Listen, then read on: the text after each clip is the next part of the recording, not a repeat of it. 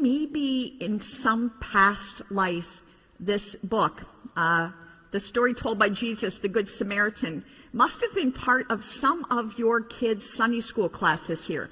Because when I first arrived, we must have had 15 copies of this specific book, which made me think that it was shared in a different sort of way than we did now.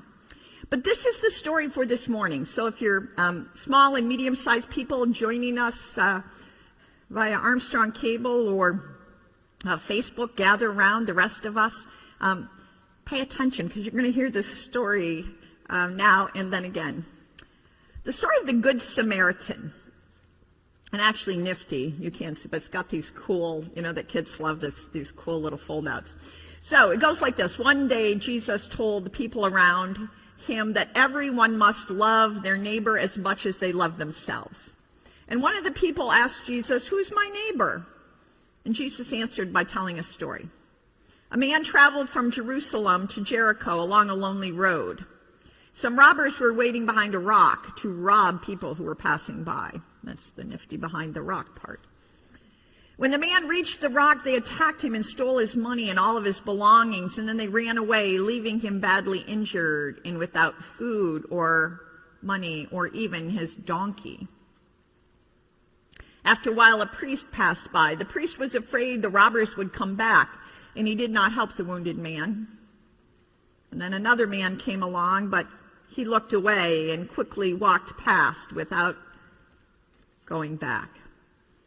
Finally, a man from Samaria came along. He saw the wounded man and stopped.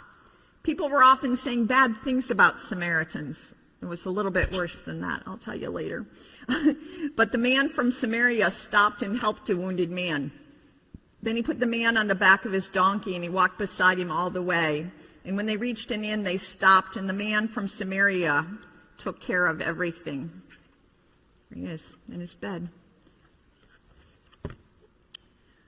The next day, the Samaritan had to go on. He then asked the innkeeper to look after the man and paid him in advance for everything. And then after this story, Jesus asked the people around him if they could tell him, now, who was the good neighbor? And the Samaritan was the good neighbor. It taught the people they should love their neighbor, regardless who it is. Let's see. Oh, there's a couple kids looking on in. The Samaritan was the good neighbor. We'll talk a little bit more about that Samaritan in a minute.